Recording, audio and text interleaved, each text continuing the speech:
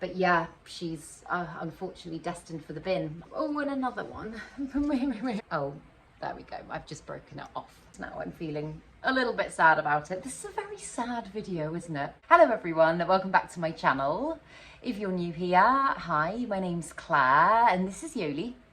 I make videos all about houseplant care, sharing tips and tricks I've learned over the years to help keep your plants happy and healthy. And I've just come back from holiday to some major plant drama. I kind of expected it because it has been so warm here in the UK, but I'm going to take you through some of the worst cases and talk a little bit about how I'm going to rehab them. So yes, I hope you enjoy it. Let's get into it.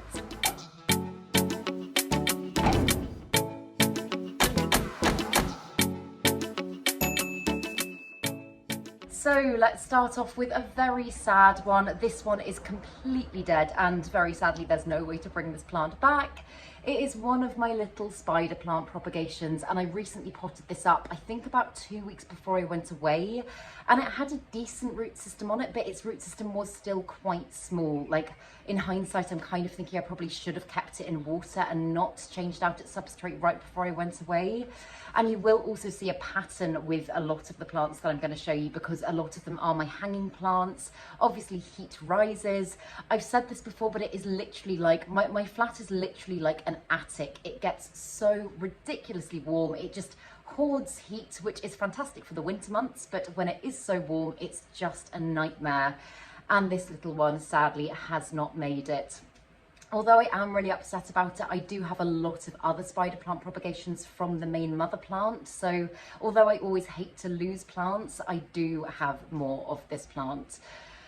So yeah, it's just a bit gutting because, as I say, like I did pot this one up fairly recently and it did seem to be taking to soil really well. It was looking super healthy before I went away, and like it's just completely dead. I can actually see some of the roots poking out of the top there, and they're just, they're like twigs. They are just so dry. So I know that even if I was to chop this plant back and water it, I'm pretty sure it would just turn to mush. So yeah, if you're over on my Patreon, you'll know I did try and get aircon for the time that I was away, but the unit that I ordered just was absolutely awful. It was pretty much just like a very bog standard fan and it wasn't very powerful. So in the end, I did end up just using normal fans. I've got kind of like a big industrial one there, and I had another one through in my bedroom on timers so that like whenever the sun hit the room, they would be blowing air throughout my flat. And although that is very good for airflow and it can make you feel cooler when you're in the room,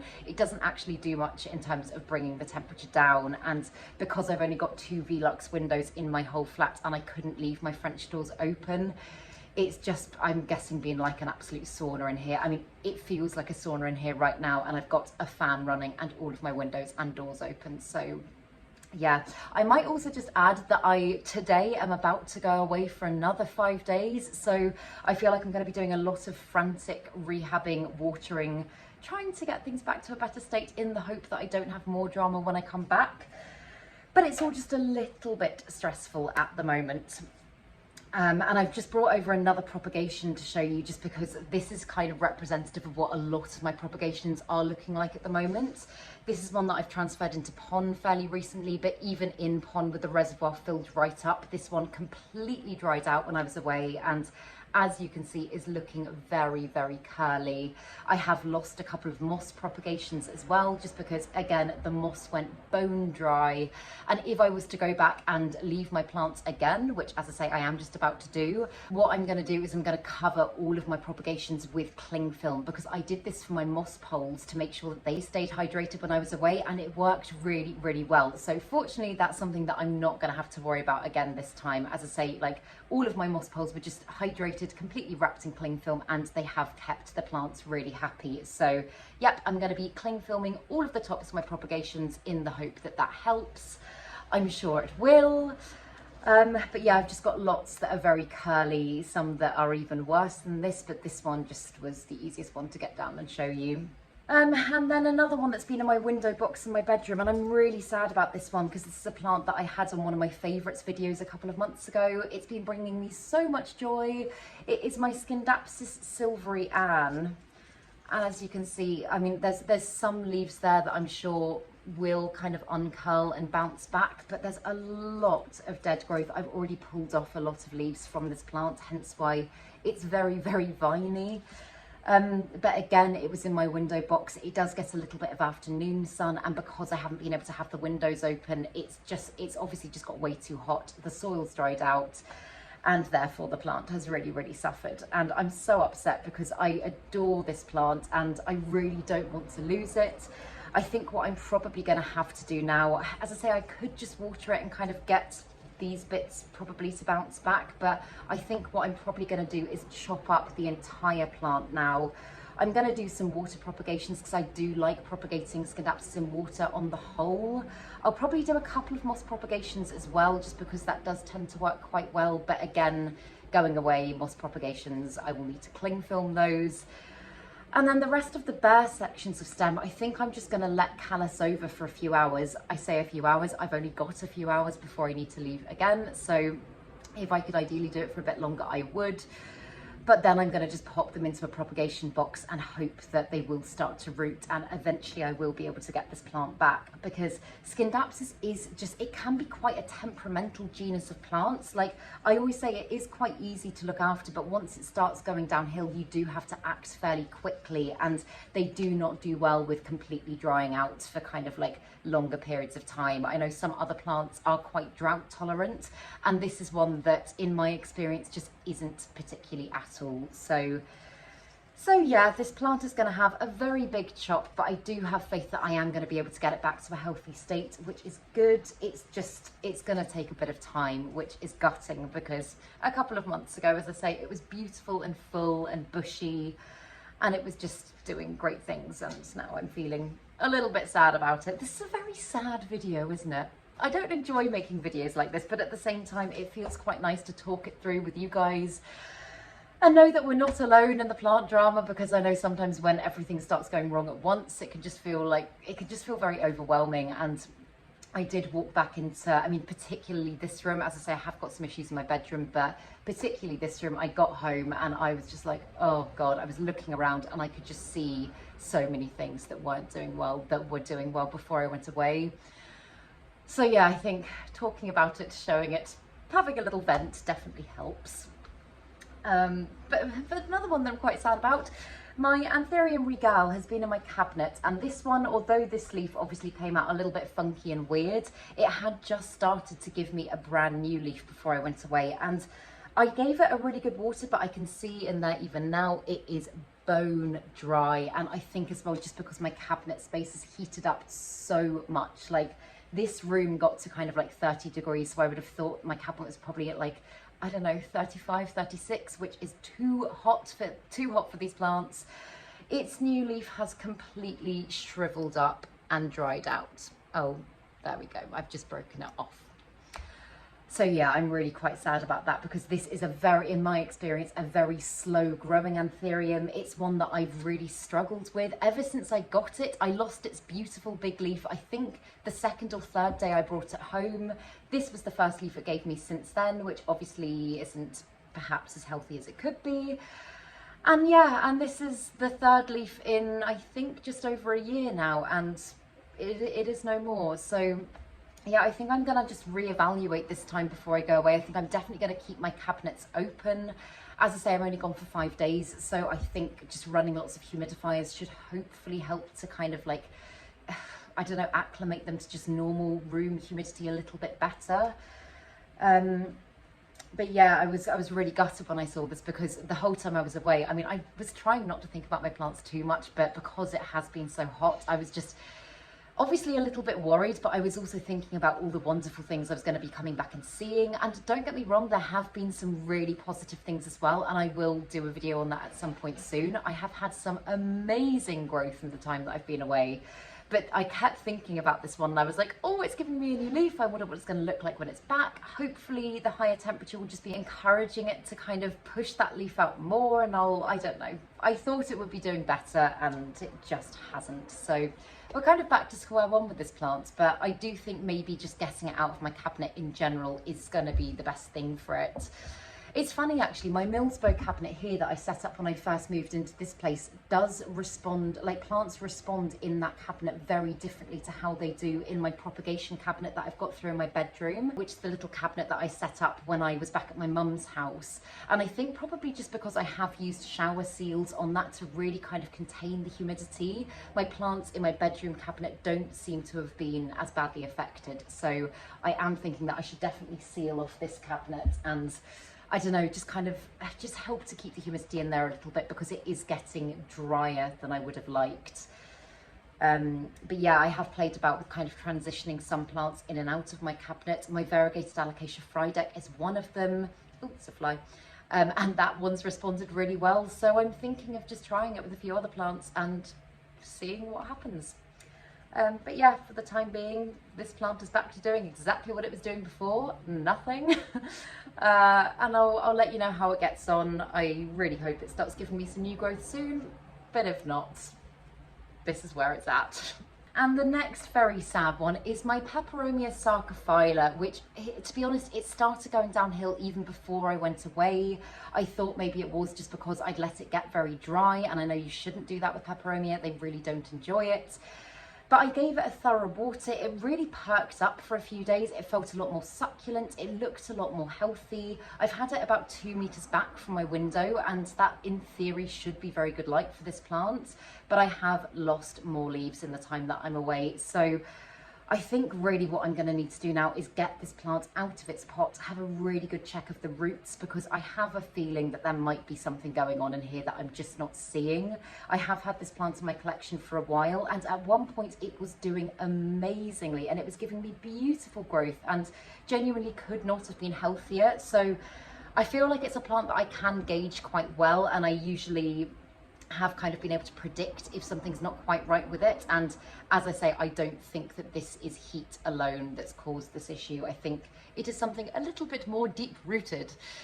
So yeah, I'm gonna try and do that today before I go. I've got some kind of frantic plant chores to do before I need to leave again. So I think I'm gonna whip this one out, maybe get it into like perlite or something like that, and just kind of, I don't know, I might need to give the roots a bit of a chop back.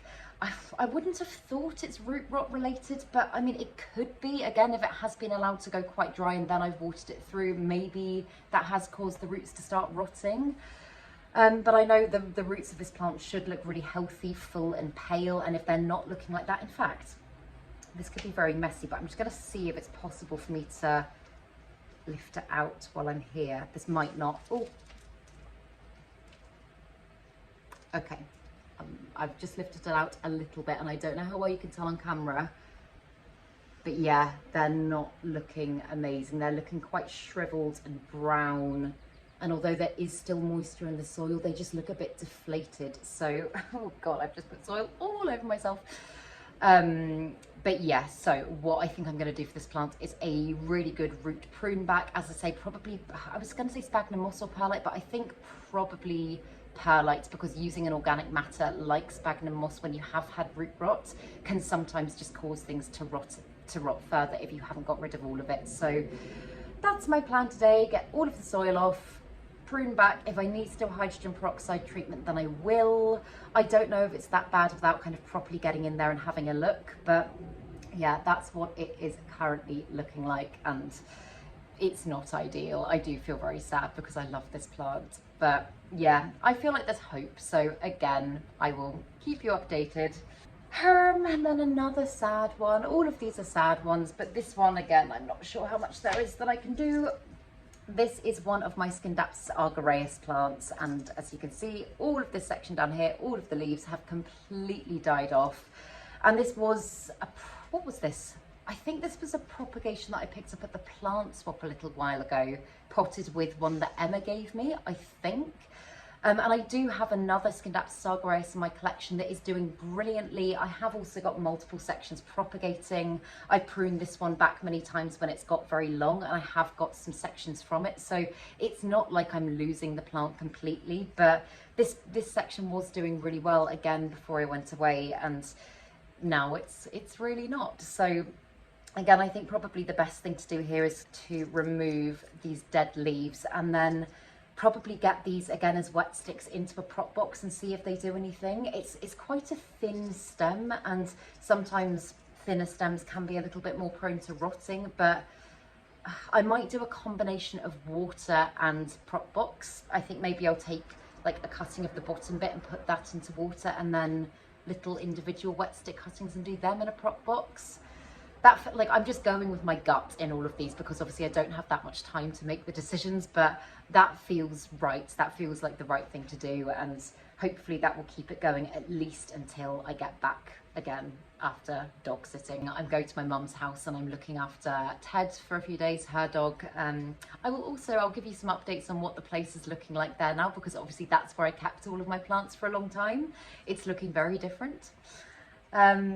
But yeah, so that's where we're at with that one. But it does have some growth at the top here. I can see that although it is very curly, it hasn't died back. So I think if I was to chop it back to about there, I could probably get that little bit back to health and then, as I say, propagate to the bottom section. And similarly with my white princess philodendron, I know I haven't shown you this one in a while. And again, similar to the Peperomia sarcophylla, the reason I haven't shown you her is because there have been issues before I went away, but as you can see, quite a lot of her leaves are really starting to turn now. So this plant, I mean, this and my pink princess, which I know a lot of you have been asking for updates on, I will put some clips in so that you can see what she's currently doing. She's not looking as amazing and lovely as she was before, and she is actually a plant that I'm contemplating getting rid of. I'll talk about that in more detail in another video because she's not the main focus right now. But my white princess, I've noticed issues with her pretty much since I moved house. I noticed her growth was getting a lot smaller. Like, if you look at the size of her leaves down here, I mean, they're absolutely ginormous, absolutely ginormous. And the growth that she started giving me up here is just really, really teeny tiny. Like, the leaves are coming out at about that size. And I couldn't quite work out why that was. And I think obviously part of it is just acclimating to the new space, new lighting conditions, new humidity, all of that sort of stuff.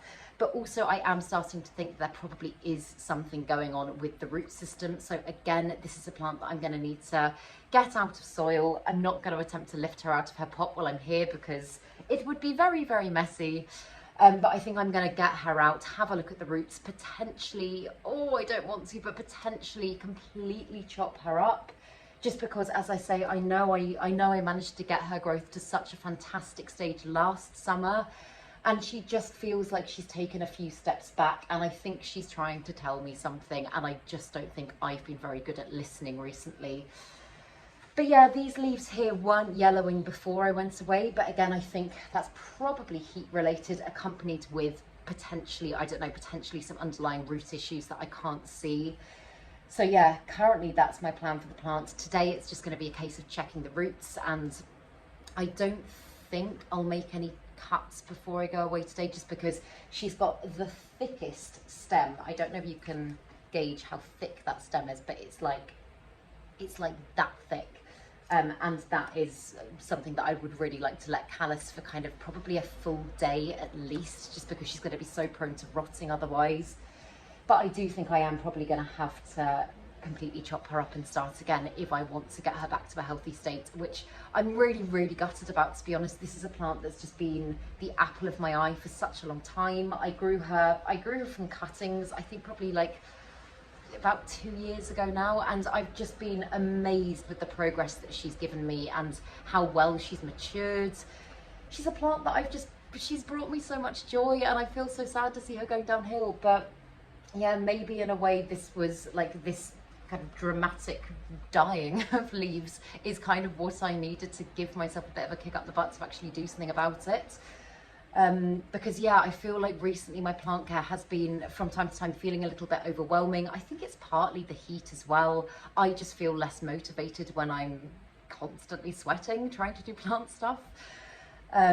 But yeah, this is one that really does need attention if I want to save it, and I absolutely do. So yeah, I will 100% keep you updated with her. I'm probably just going to do, as I say, the root check today and maybe get her into a different substrate, and then I will, if I do the chop, I will definitely do that as part of a video and talk you through that either over here on YouTube or on my Patreon, because I think it's probably inevitable. But yeah, that's currently where she's at, and it's just making me sad. It's making me sad. Oh God, okay, let's go on to one that is another one that is a plant that's just not coming back. This is my Hoya Crimson Queen, and I'm quite surprised at how quickly this has gone downhill, because Hoyas are usually firstly very drought tolerant, but also just very robust plants. Like usually you'll be able to see the signs long before they actually start to turn. The only exception to that for me has been the Hoya Curtisii. That's one that just seems to turn overnight. But this one again was looking really good, really full, really healthy before I went away, and I am aware that she's probably definitely been due for a repot for a long time, and I haven't done it. And I think for that reason her root system is quite big within the substrate, and it's just absorbed the moisture very quickly, and therefore the soil's dried out way quicker than it would have done otherwise. And she has also been up high, so obviously lots of heat. But I mean, she's completely dead. I really don't think there's any bringing this plant back. She is literally like a twig. Like putting these bits in my prop box, I think would be completely pointless, because I think they would just rot straight away. And I think the only reason that I'm not more upset about this is just because I took loads of cuttings of this one actually. I think I took about 6 or 7 cuttings about 3 months ago, and they have all rooted and they're all in my prop box, so I can just take them out and I can pop them back up, and essentially this plant lives on. But it's just really sad to see her looking like this, because as I say, like in such a short space of time, she's just really, really turned. And I have kind of given her a thorough check over to see if there has been any signs of pests or anything like that. I know I have had mealybugs in my flat quite recently, and it would kind of make sense if maybe she'd been attacked by mealybugs and also dried out a lot. I think that would have brought her down a lot quicker. But I currently can't see any signs of that here. I have given her a really good kind of inspection check over. But yeah, she's unfortunately destined for the bin, and I feel really, really sad when that happens, because I always like to think that even if a plant gets to a point where it's awful, I will still be able to do something to save it. But this is just one that I haven't been able to monitor. So yeah, that's where we're at with that one. Oh, and another one, my Anthurium caraceum, which is one of my favourite strappy anthuriums that I just adore, is doing very bad things. And again, this seems to have happened so quickly. All of my other anthuriums, bar the Anthurium regale, all of my other anthuriums seem to be fine in the time that I've left them. And this one, as you can see, all of its leaves have kind of flopped over quite dramatically. Some of them have completely died back, so obviously it is going to need a good chop back, and others are just starting to curl and die off. And again, this is a plant that was doing really well before I went away, so I'm really surprised at how quickly it's been affected, especially because this is potentially one of the hardiest anthuriums that I own. This is one that previously has given me no grief at all. I've let it go without watering for way too long. It's always just kind of done its thing and survived. And so yeah, I feel really gutted to see it like this. I don't know, I feel like a really bad plant parent. I feel like maybe I should have put more measures in place to make sure that it was okay when I wasn't about. I can see that it has got a new growth point there coming up, so I think probably the best thing to do is obviously chop back the leaves that are kind of crispy and crunchy and are on their way out. Give them a complete chop back.